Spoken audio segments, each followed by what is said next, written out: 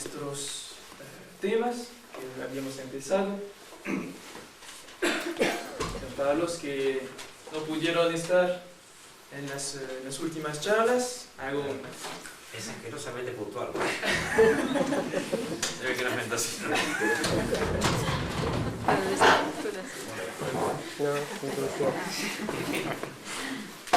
Sí. Así que para los que no han podido estar en las últimas charlas, hago un retrato rápido de lo que hemos visto. Bueno, ya hace un tiempito hemos visto el objetivo, que era el cielo, la felicidad eterna del cielo. Después hemos visto nuestro objetivo, nuestra meta final en esta vida, que es la santidad. ¿Por qué ser santo? Porque es la única manera de estar feliz en esta vida, en la vida eterna.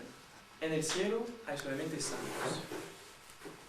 Hemos visto también que finalmente, en definitiva, ser santo no es difícil. Dos actitudes fundamentales, una activa, otra pasiva.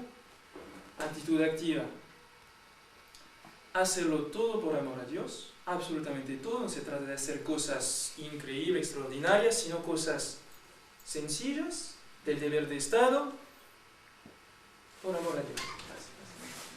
Buenas tardes, mil disculpas. No, no se preocupe.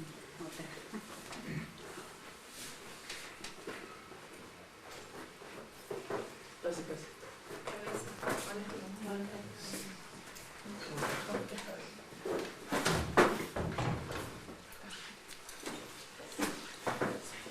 Eso entonces, que la santidad no es algo complicado, es algo sencillo. No hay que pensar que, bueno, yo no hago milagros, entonces no puedo ser santo. Totalmente falso. La santidad, hacerlo todo por amor a Dios, y actitud pasiva, recibirlo todo de la mano de Dios. Y la vez pasada habíamos visto que para llegar a la santidad hay una disposición fundamental que necesitamos, que es la confianza en la providencia. Que no hay santidad, no hay amor perfecto a Dios, a la Santísima Trinidad, sin una confianza, sin límites en la bondad divina, en la providencia. Y habíamos visto, habíamos visto el motivo por qué tener confianza en Dios, porque es bueno, fundamentalmente bueno, que el atributo esencial, básico, fundamental de Dios es la bondad. Entonces, ¿cómo no vamos a tener confianza? Y había una cita que resumía un poco esta confianza que debemos tener en la providencia con sus motivos. Es de un cartujo, lo sabe todo, lo puede todo y me ama. Entonces, ¿cómo no voy a tener confianza en Dios? Lo sabe todo, lo puede todo y me ama. Ahora seguimos. Hoy, como han podido ver en el cartel, vamos a ver la humildad. ¿Por qué ver la humildad? ¿Para qué? Porque con la confianza en la providencia es la segunda disposición capital, fundamental para la vida espiritual.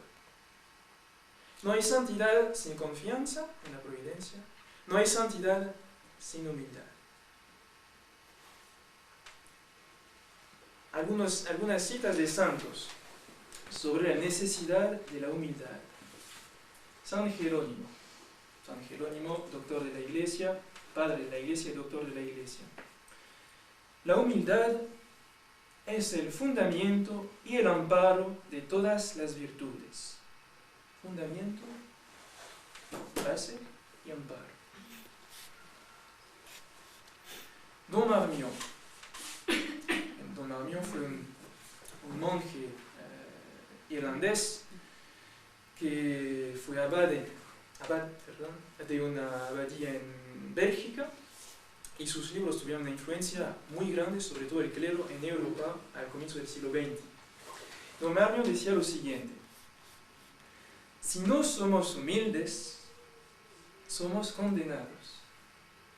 Muy fuerte, la voy a anotar porque realmente nos muestra la necesidad de la humildad.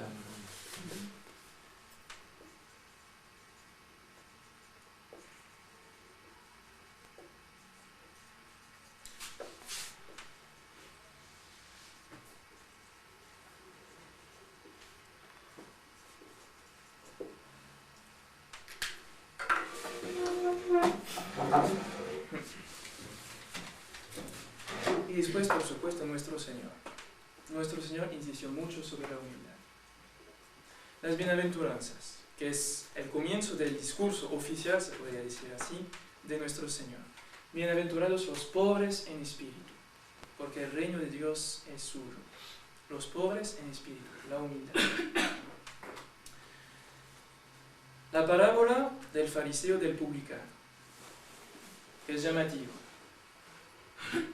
Dos hombres subieron al templo a orar, uno fariseo, otro publicano. Fariseo, un nivel alto, un ambiente alto del pueblo judío, y un publicano, que eran de poca consideración, lo consideraban poco.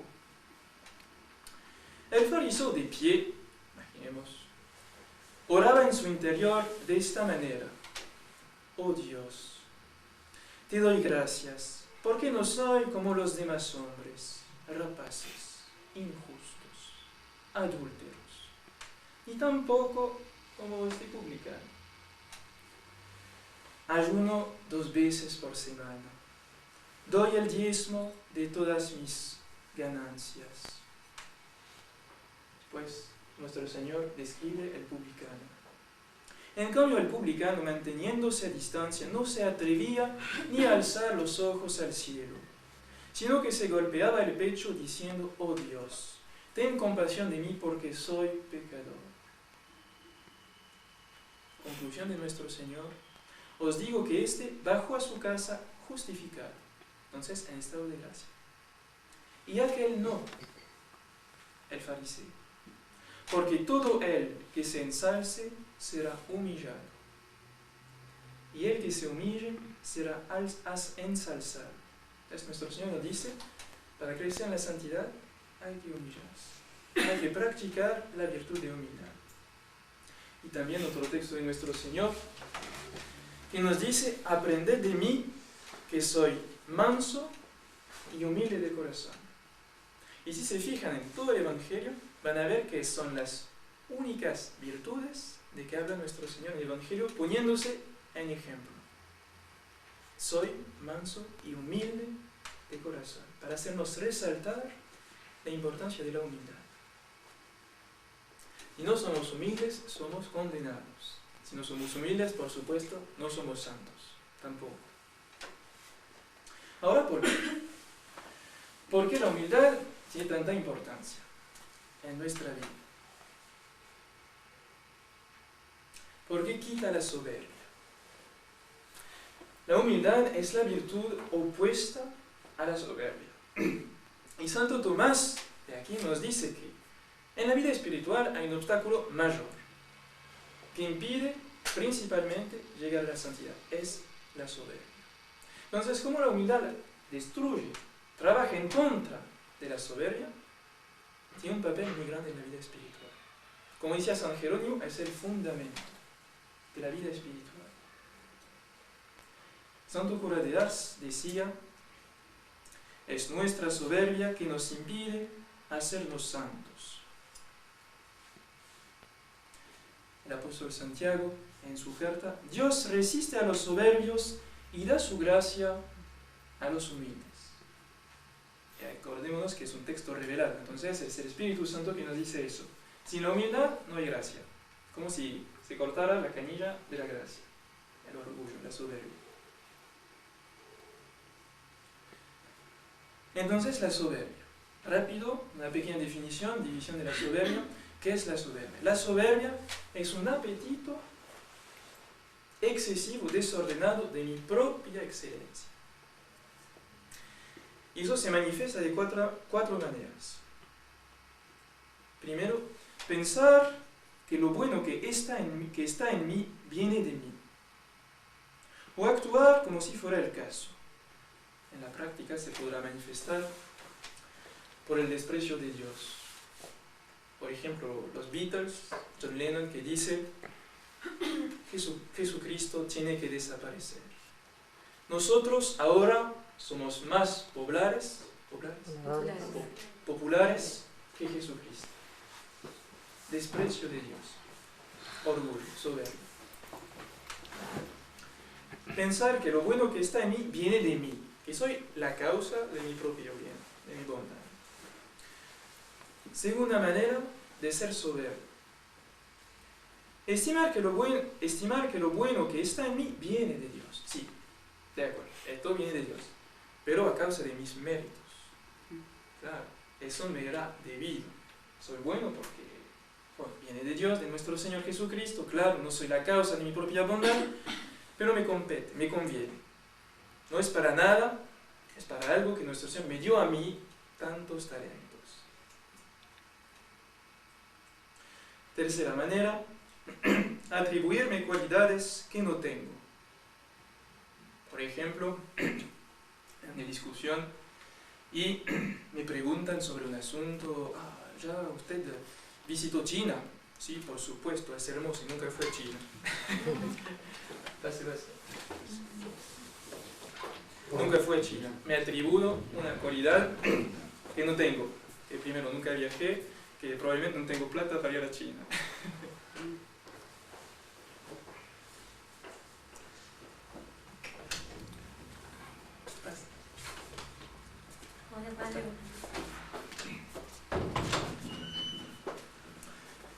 También atribuirme cualidades más que las que tengo. Por ejemplo, estamos hablando y me preguntan si mi esposo o mi esposa tienen moto. Y si tienen moto.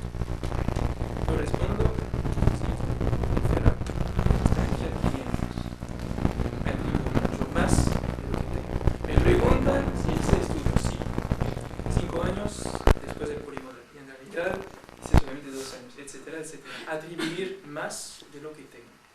Otra manera de soberbia, perdón. Y en fin, cuarta manera, será despreciar a los demás. Eso nos damos cuenta. Que cuando hacemos un juicio un poco alto, duro, sobre el prójimo, es una manera de ser soberbio. Eso nos puede ocurrir seguido. Por ejemplo, este es una línea media. No entendió nada de la crisis. El asunto de la misa, no entiendo. O bien me paso en la calle y veo jóvenes con pelo así, que no recibieron nada, que están con una remera, no sé, como había visto, de ISIL. Entonces realmente pasa.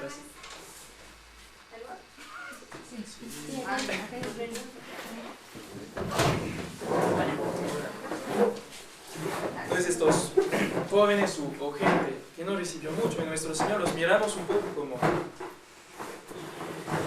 si no fuera nada. Y eso es orgullo, como el fariseo.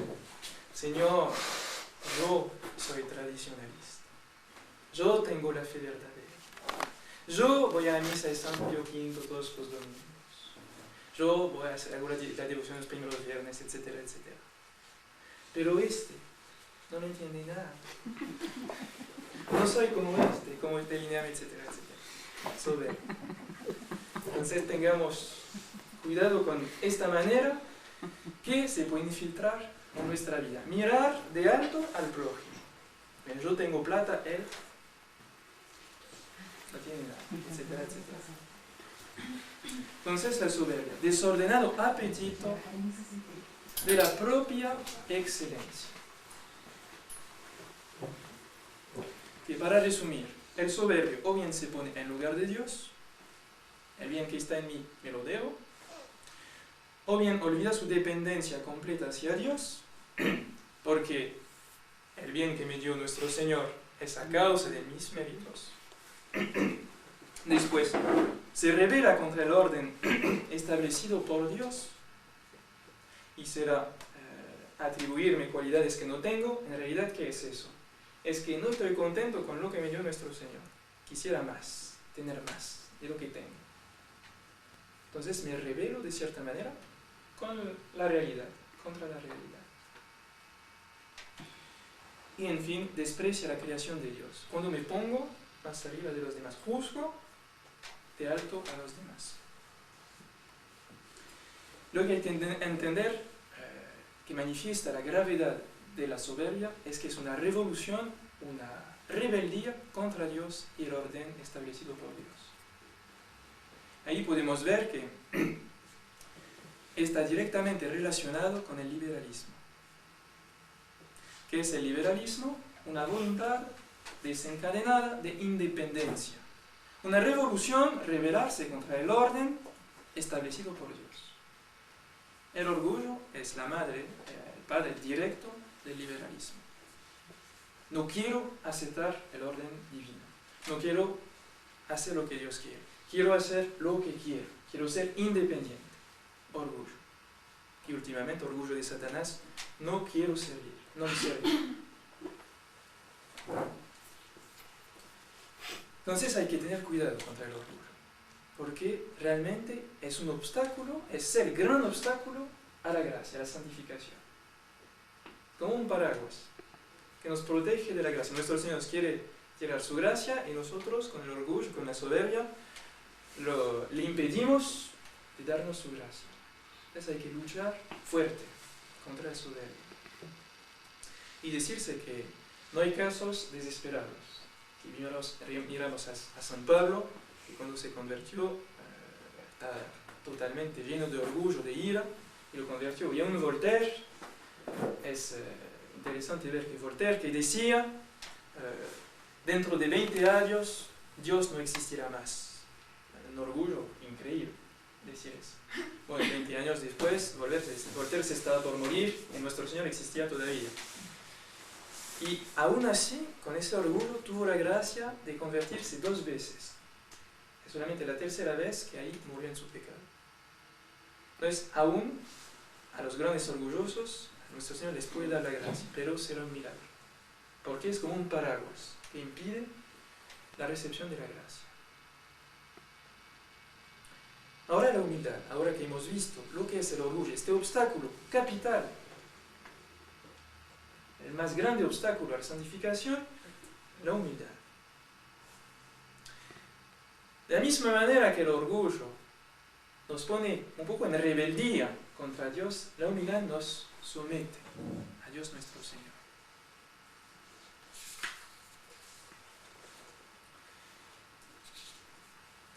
Y se puede decir que nuestra alma es un poco como un vaso, que en la medida que se vacía del orgullo, se llena la humildad, se llena la gracia. En la medida que sube el orgullo, hay menos lugar para la gracia y la santidad. Para tomar un ejemplo, un vaso con veneno, el orgullo y champán. Cuanto más se saca el veneno, tanto más nuestro Señor puede poner el champán de su gracia. En cuanto a la necesidad de la gracia también, tenemos, por supuesto, palabras de los santos, de Nuestra Señora. Saben que en la Biblia tenemos pocas palabras de la Virgen, de Nuestra Señora. Pero es llamativo ver en el Magnificat, que es la cita más grande de Nuestra Señora decía lo siguiente: engrandece mi alma al Señor y mi espíritu se alegra en Dios mi Salvador, porque Dios ha puesto los ojos en la humildad de su esclavo. Entonces la virtud que Nuestra Señora resalta de él es la humildad. La misma manera que nuestro Señor resaltaba su humildad, Nuestra Señora también. San Benito. Tal vez pudieron leer la regla de San Benito, que es realmente uno de los textos más importantes de la espiritualidad, porque de esta regla salieron un poco todos los conventos, las reglas de los otros órdenes. Y San Benito fundamenta la vida espiritual del monje sobre la humildad, totalmente. No habla de las otras virtudes solamente en relación con la humildad. Monseñor Lefebvre, que quería mucho de San Benito, decía: hay una actitud necesaria, absolutamente imprescindible para nuestro progreso espiritual. Es la humildad. Y en fin, Santa Teresita,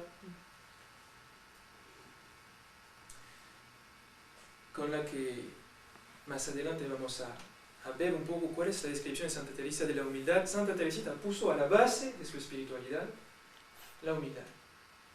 Ser niño, como decía Santa Teresita. Ahí hago una paréntesis.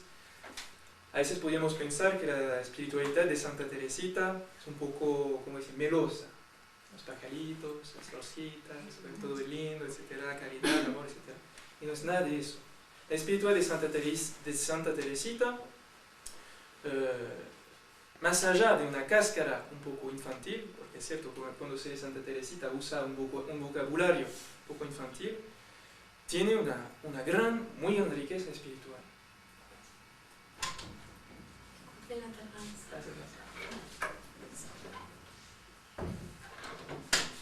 Y para convencerlos, una cita de San Pío X, que decía, de Santa Teresita, que era la santa más grande de los tiempos modernos. San Pío X, que no era meloso, para nada.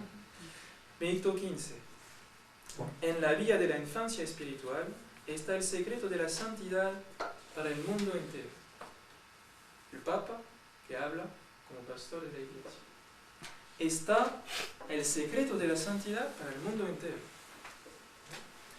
Y Pío XI decía, si esa vía de la infancia espiritual se generalizara, se realizaría muy fácilmente la reforma de la sociedad humana.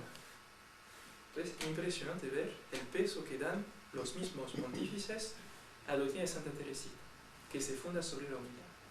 Ahora empezamos. ¿Qué es la humildad? La humildad, dice Santo Tomás, es una virtud moral que por reverencia hacia Dios nos inclina a rebajarnos y mantenernos en el lugar que nos es debido. Entonces, hay dos elementos en la humildad.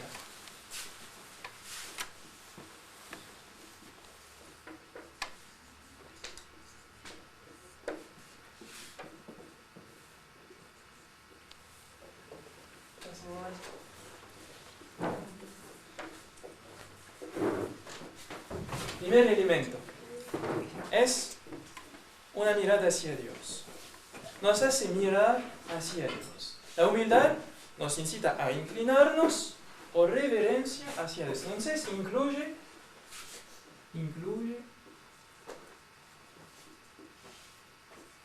una mirada hacia Dios.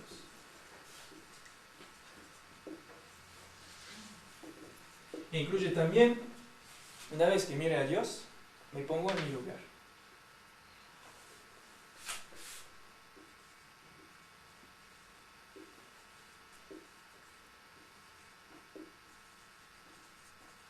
Porque ahí, en la comprensión, entre comillas, porque Dios no se puede comprender, pero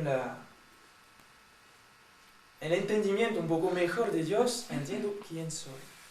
Y ahí me pongo en mi lugar.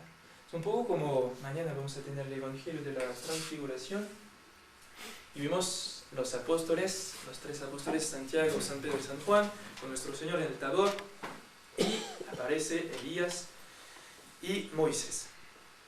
Y San Pedro, fascinado por lo que está viendo, dice, Señor, nos es tan bueno de estar acá. ¿Qué pasa en ese momento? Hay una nube que se forma y se escucha una voz que dice, este es mi Hijo amado, en que puse mis complacencias. Y al escuchar la voz y a ver la manifestación divina, los apóstoles, nos dice el Evangelio, cayeron sobre el piso, un poco espantados, viendo quién es Dios. Pero también es importante ver que eso no quiere decir que la humildad nos tenga que llevar al miedo, para nada, porque vemos después que una vez que desaparecen Elías y Moisés, que se termina todo, los apóstoles hablan como antes con nuestro Señor, con la misma familiaridad y confianza.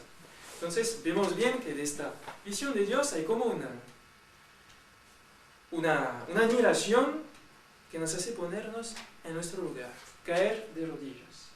Lo mismo que un día, durante un milagro, nuestro Señor hace un milagro de la pesca milagrosa, y San Pedro, que se da cuenta del milagro, cae de rodillas y dice, aléjate de mí, Señor, porque soy un pecador. Se da cuenta quién es nuestro Señor, entonces se pone en su lugar. Soy un pecador.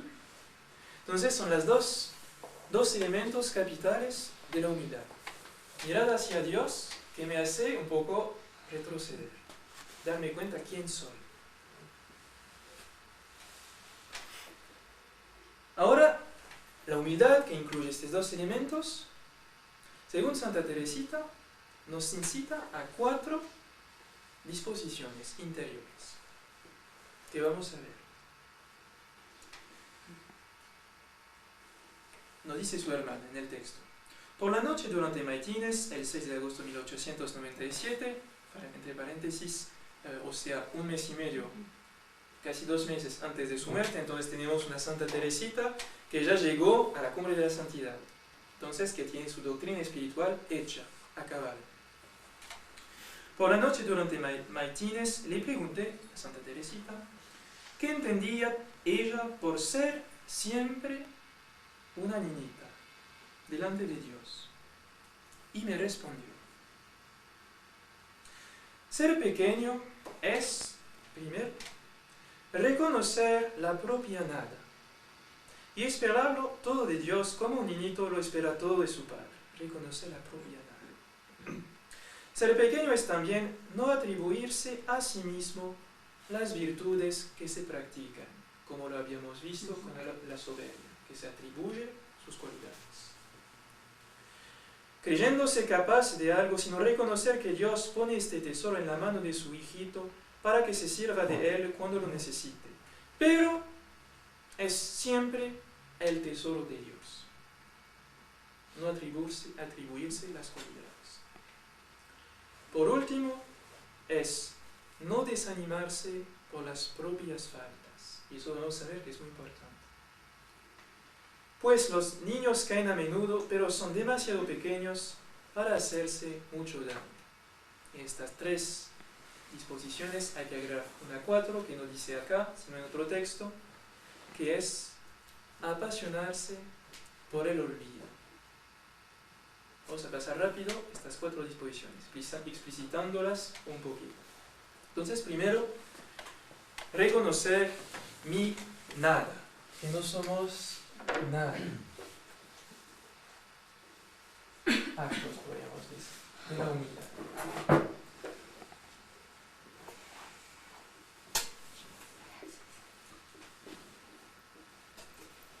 Reconocer mi nada.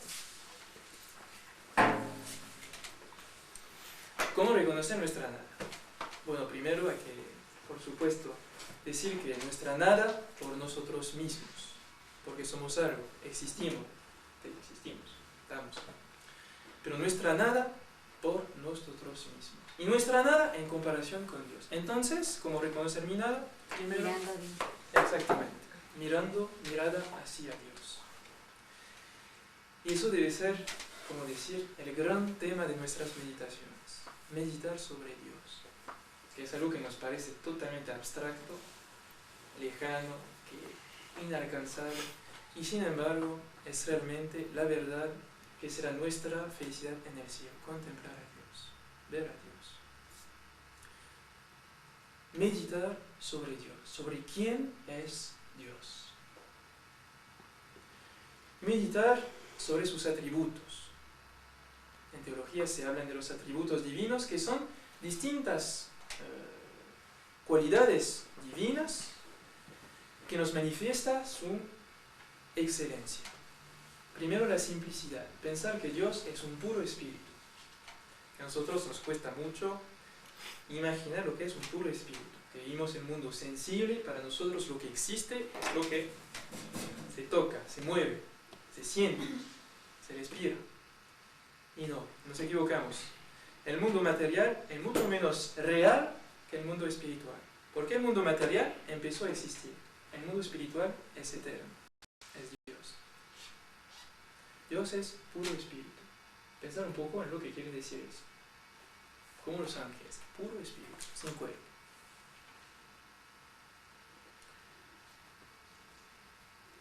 También Dios es perfecto. Absolutamente perfecto. tiene en Él todas las perfecciones que están en la creación. Porque Él es la fuente de todas estas perfecciones. Lo que puedes admirar, cuando se pone el sol, la perfección de una hoja, de los astros, de la creación, todo eso se encuentra en Dios. La bondad de una persona, la mansedumbre, las virtudes de las personas, la caridad, la benevolencia, todo eso está en Dios a un grado infinito. Porque Él es la fuente de todo. Todo el bien, las cualidades, perfecciones que están en la tierra, en las criaturas, son un reflejo de la bondad divina. Dios es perfecto. Dios es bueno. Eso lo habíamos visto la vez pasada, pero no hay que cansarse de pensar un poco en la bondad divina. Bondad infinita. Y en teología, decir que alguien o algo es bueno quiere decir que tiene algo en sí que atrae a los demás. La bondad atrae. Entonces, cuando decimos que Dios es infinitamente bueno, queremos decir primero que tiene en Él todo lo que nos puede atraer. Lo que buscamos en las criaturas, de una manera lícita o ilícita, está en Dios, a un grado infinito. La belleza, la hermosura, los dones, todo, absolutamente todo está en Dios, infinitamente. También quiere decir que Dios es infinitamente bueno, que todas sus acciones son buenas. Es obvio que Dios no puede pecar, es imposible. Nuestro Señor, siendo Dios, no podía pecar. Era absolutamente imposible. Porque pecar es desviarse del bien eterno, que es Dios, para poner mi voluntad hacia un bien creado. Decir a Dios, no quiero de usted, quiero eso. Es imposible que Él peque porque Él mismo es su fin último, es su felicidad. Y en fin, decir que Dios es infinitamente bueno quiere decir que tiene una inclinación infinita a hacer el bien. La misericordia. No hay una persona más buena que tenga más deseo de hacer el bien que como Dios. Y toda la creación, todo lo que está alrededor nuestro, nosotros somos el fruto de la benevolencia, de la misericordia divina. Nos creó por pura bondad. No gana absolutamente nada a crear al Padre Gómez. No le hace nada. Comprarle. Lo mismo. Cuando cree un ser, nuestro Señor, Dios, no gana nada. Lo hace para el bien del que va a crear. Para comunicarle su felicidad. Es bueno. Se podría hablar también de la hermosura. La hermosura de las criaturas no son nada en comparación con la hermosura divina. La infinidad. Pensar que Dios es infinito. Como decir, para tener alguna idea de lo que podría ser la infinidad divina muy imperfectamente, es cuando estamos delante del mar y que está el mar, hasta no se ve a dónde termina. Un poco eso, esta impresión de infinitud, de no ver límites. Es lo mismo en Dios, pero no de una manera material, por supuesto, de una manera espiritual. Todos estos atributos que tiene, simplicidad, bondad, etc., los tiene en un grado infinito, sin límites. La ubicuidad está en todas partes. Está manteniendo todos los seres en la existencia. Estos libros, la computadora, todos nosotros estamos, vivimos, existimos porque Dios está en nosotros y nos mantiene en el ser. Es algo que, me acuerdo que Monseñor Lefebvre decía que probablemente será algo, la realidad que más nos va a sorprender en el momento que entremos en el cielo y en el momento de la muerte más exactamente, ver nuestra dependencia completa hacia Dios, completa. Y no podemos movernos, pensar, decir algo sin la ayuda de Dios, de la Santísima Trinidad. No podemos hacer algún bien, tener un buen pensamiento, resistir a una tentación sin la gracia de Dios. Dependencia completa de cada momento de nosotros hacia la Santísima Trinidad. Es algo que nos pone un poco en nuestro lugar, pensando, ¿qué somos nosotros en comparación con Dios? Yo, pequeña nada, ¿qué me voy a creer mientras Dios está en todas partes, me tiene todo en el ser? Lo que digo es porque me permite decirlo. Si un instante dejara de pensar en mí, no existo. ¿Quién soy? Realmente, ¿quién soy? Es la pregunta que hay que hacerse, pensando en quién es Dios. En fin, otro atributo que podríamos contemplar es la eternidad, que ahí también nos cuesta mucho.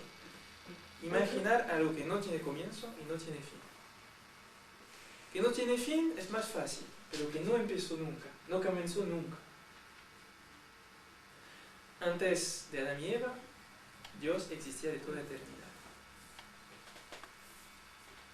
Y pasan años, siglos, en Dios no cambia nada. Está en un eterno presente.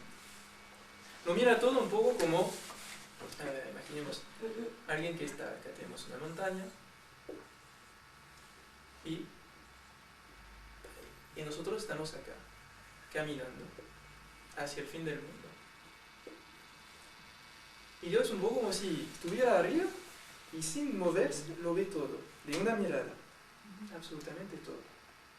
Desde la creación de Adán y Eva, de los ángeles, hasta el juicio final. Es eterno. Es algo que no podemos entender. La eternidad es uno de los grandes misterios de nuestra religión, eternidad de Dios. Entonces ahora entendemos un poco mejor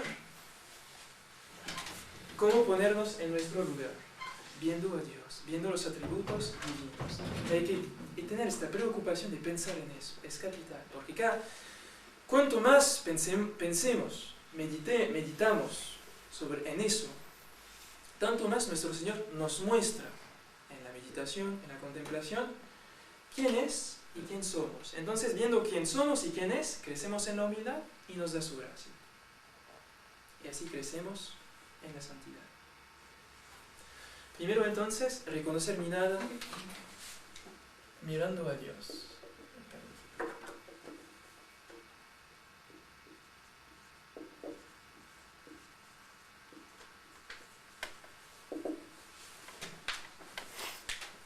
Ahora el segundo punto, no sé si alguien se acuerda. No atribuirle virtudes. Eso, no atribuirse las virtudes que se practican.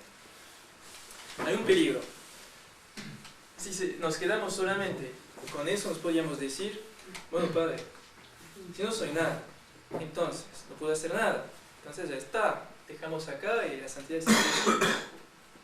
¿Qué hago yo en mi santidad? Si no soy nada, si no hago nada, si Dios lo hace todo en mí, ¿qué voy a hacer? Y es un error. Porque olvidamos que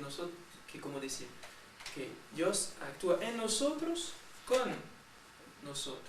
Entonces, cuando practicamos la virtud, la practicamos realmente nosotros. No es Dios que la practica, es Dios que la practica con nosotros. Somos nosotros que la practicamos. Nos dice Santa Teresita, entonces, estas virtudes que practicamos nosotros, no hay que atribuírselas.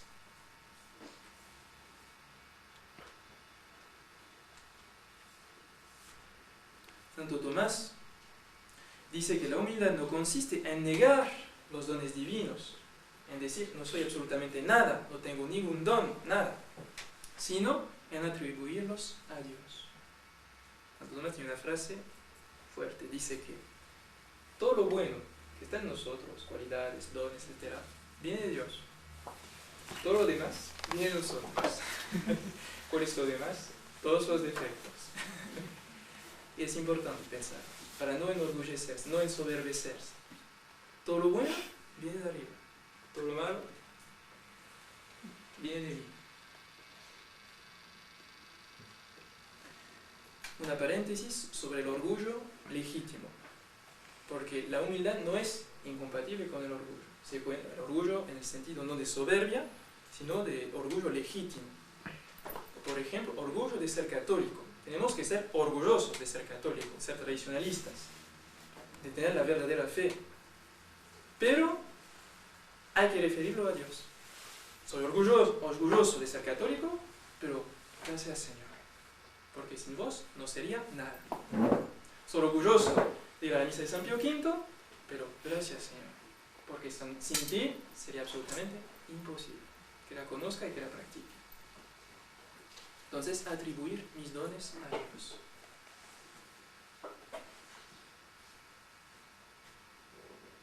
También pensemos que todos tenemos dones, absolutamente todos.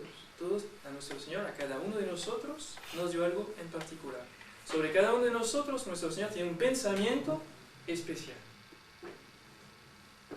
Pensó en nosotros de toda eternidad. De toda eternidad, la Santísima Trinidad sabe que va a crear a Monseñor Lefebvre.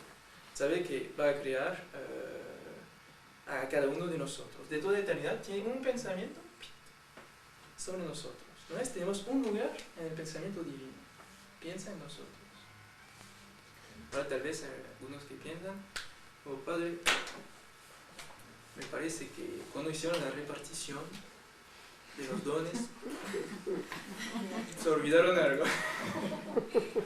No sé, un ángel que perdió el papel, que no sé qué pasó, pero no veo nada. ¿Defectos? Sí. ¿Cualidades? No. Y no. Todos, como lo digo, tenemos dones, absolutamente todos. El solo hecho de existir ya es algo. La existencia es un don de Dios. Es mejor de existir que de no existir. Es obvio. Y además, un católico, además que está en la tradición, no puede decir eso. Porque ¿cuántos dones hemos recibido de Dios? El don de la gracia, que es el don más grande que puede hacer Dios. Santo Tomás dice que cuando en el bautismo, en la penitencia, en la confesión, se recupera la gracia, a los ojos divinos es más importante que la creación del mundo. El recuperar o recibir la gracia. Creación del mundo entero, todas las planetas, etc. Nada a los ojos divinos en comparación con recibir la gracia. Entonces no lo podemos quejar. Tenemos el don de los dones, la gracia, la participación a la vida divina. Y es llamativo ver que entonces en este segundo acto, que es no atribuirse las virtudes,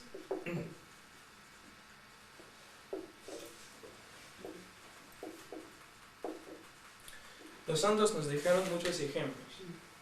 A veces nos podíamos extrañar viendo que dejaron una autobiografía. Como un santo, si es humilde, puede hacer una autobiografía. Yo hice eso. Yo santifiqué a tantas almas, bauticé a tantas almas. Como San Antonio María Claret, es impresionante ver cuando relata sus misiones, que convirtió a tantas miles de personas.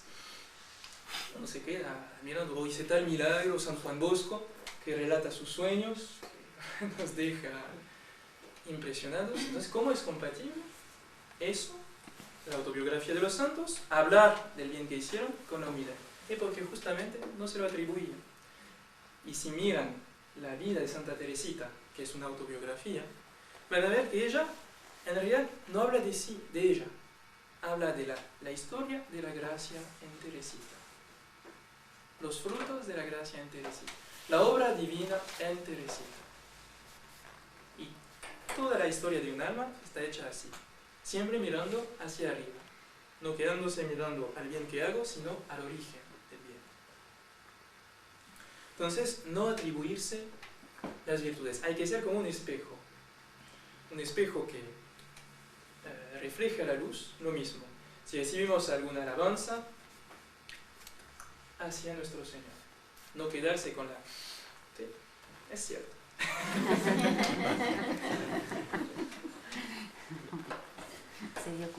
Entonces, no atribuirse las virtudes que se practican. Hasta ahora es bastante fácil. Ahora llegamos a un punto más delicado. Alegrarse de su imperfección. ¿Qué quiere decir eso? Santa Teresita dice, hay que saber aceptar la miseria propia y aún alegrarse de ella. ¿Qué quiere decir eso? ¿Que hay que alegrarse del pecado? No, por supuesto. ¿Qué nos dice Santa Teresita? Santa Teresita nos dice hay que tener mucho cuidado con la mala tristeza. ¿Qué pasa cuando pecamos? Entre paréntesis, acá voy a hablar de los pecados de debilidad y no deliberados, que son muy distintos. Un pecado deliberado hay que luchar contra él hasta la muerte, sin descanso. Por ejemplo, será el pecado que yo preveo fríamente. Bueno, mañana voy a matar a mi vecino. Así, sí, lo decidí. Y el día siguiente agarro un cuchillo y mato a mi propio. Pecado deliberado. Pecado de debilidad. La mamá que el domingo antes de la misa, son las 9:30, toda la familia está lista para llegar a punto, puntual a la capilla, y el último que tiene 5 años, que está bien vestido, que siempre ya le dije que no juegue antes de la misa porque se cae, se ensucia, y ahí llega, ¡wow!, en el barro. Yo había tomado la decisión de no enojarme, ser paciente con mis hijos, pero no puede ser. Y doy una trompada y así descargo la ira que acumulé. Y después, otra vez. Había tomado la decisión otra vez. Caigo siempre en lo mismo. Y tristeza. Entonces Santa Teresita nos dice, en este caso no hay que entristecerse. Porque ¿qué pasa? Esta tristeza no es buena, me desalienta. En realidad, ¿por qué me entristezco? Porque pensaba que con mis propias fuerzas iba a poder lograr la paciencia. Si estuviera convencida de que el bien que hago viene de Dios, me parecería normal caer, tener debilidad, sobre todo cuando se sabe que tenemos las inclinaciones de pecado original, que nos llevan al pecado. Tenemos esta debilidad integral. Entonces nos dice Santa Teresita, en este caso no hay que entristecerse, hay que reírse de sí mismo. Tomamos de nuevo el ejemplo, la mamá, la trompada al niño y se da cuenta, ¿qué tiene que hacer? Otra vez. ¿Qué va a hacer? La próxima vez. No voy a fallar. Le daré más. Con nariz. Pero no esta tristeza que desalienta. Y eso nos ocurre todos los días. Se suena el despertador, le damos una trompa, ese va a caer en la pared, queda en el piso roto. Bueno. Y después me levanto un cuarto de horas después y tengo mala conciencia, me entristezco siempre, no puedo lo mismo, es el 10º reloj que voy rompiendo, perdón. Y no, bueno, mañana, con tu ayuda, Señor, lo haré, sin entristecerse. No entristecerse de las faltas de debilidad, es capital. Hay una santa que cuando tenía una falta así decía, mirando al cielo, riéndose, Señor, otra vez un fruto de mi jardín. De mi jardín, de esta tierra mala, viciada por el pecado original, otra vez, he vuelto. Con tu ayuda y tu gracia, la próxima vez saliremos del paso. ¿Y cuál es la ventaja? Que en lugar de desanimarnos, nuestras faltas así de debilidad, que tenemos necesariamente, es un dogma de fe, que aún los santos hacen pecados veniales de debilidad, crecemos en lugar de bajar.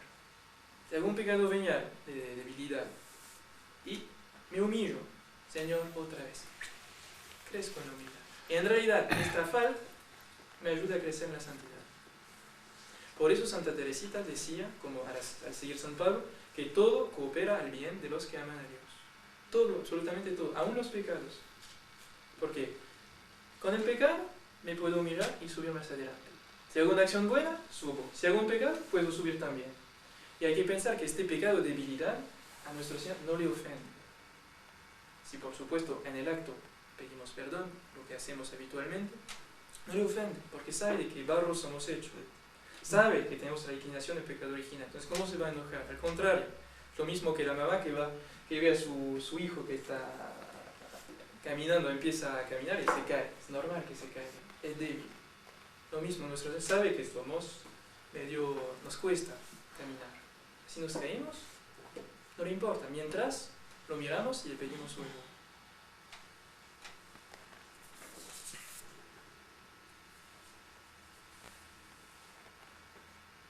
Una cita de Santa Teresita. Quisiéramos no caer nunca. Sí, siempre perfecto. ¡Qué ilusión! A mí no me importa caer seguido. Santa Teresita, fin de su vida, ya a la cumbre de santidad. A mí no me importa caer seguido. Así siento mi debilidad y encuentro en ella mucho provecho. Su hermana le hablaba de mis debilidades y me dijo, también yo tengo debilidades, pero me alegro de ello, me alegro de mi debilidad.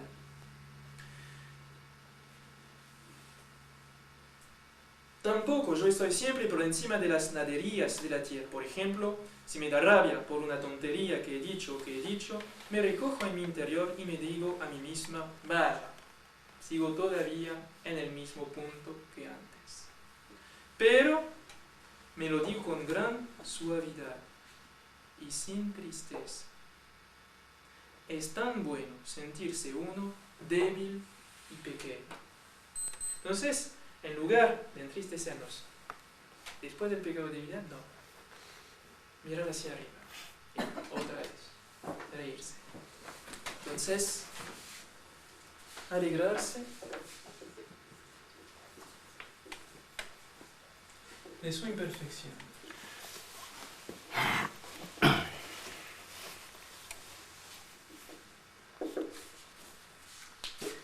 Y en fin llegamos al cuarto punto, que es bastante difícil, que es apasionarse por el olvido. Es una fórmula muy fuerte. Santa Teresita tiene algunas lemas así, luminosas, pero que abren horizontes. Apasionarse por el olvido. Buscar el olvido. Eso es lo que nos dice la imitación. Si quiere, la imitación de Cristo, el librito. Si quieres saber y aprender algo provechosamente, desea que no te conozcan ni te estimen. Eso es totalmente opuesto al espíritu del mundo, que es la concupiscencia del orgullo. Buscar ser desconocido.